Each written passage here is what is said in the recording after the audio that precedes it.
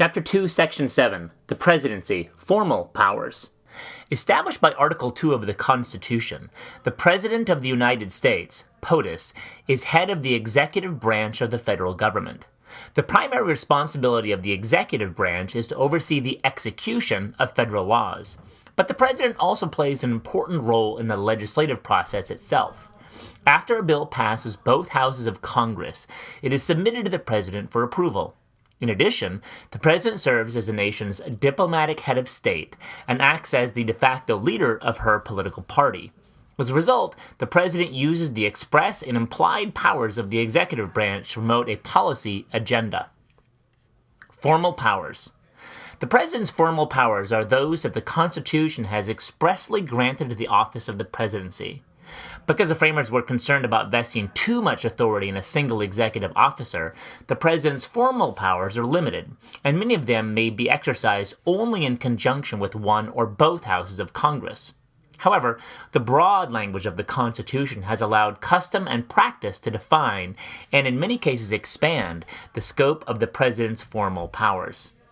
Veto power.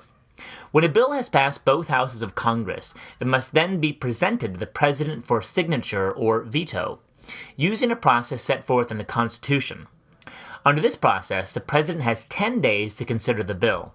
If the President signs it, it becomes federal law.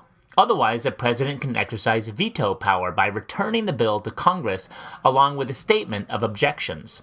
Congress then has the opportunity to override the President's veto by a 2/3 supermajority vote in each House. In practice, due to the supermajority requirement, vetoes are rarely overturned.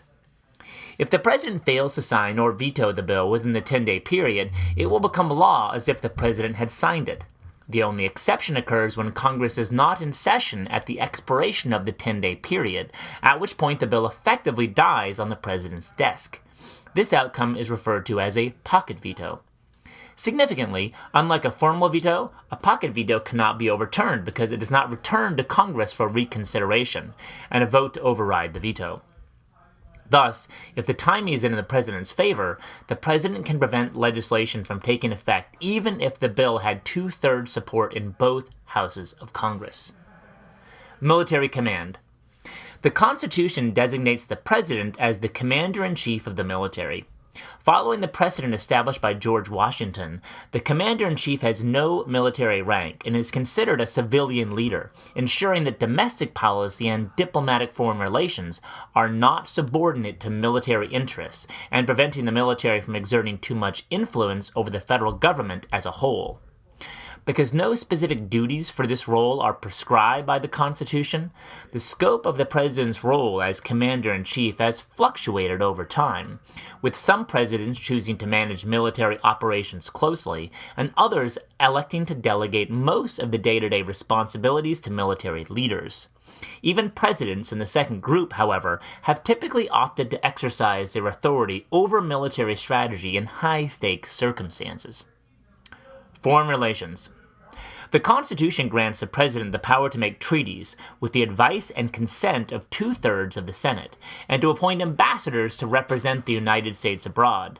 In practice, the President, in conjunction with the presidential staff and State Department, coordinates all official interactions with foreign governments, such as receiving foreign ambassadors, hosting foreign heads of state and other dignitaries visiting the United States, negotiating with foreign leaders to promote American interests abroad, participating in summit conferences with other heads of state.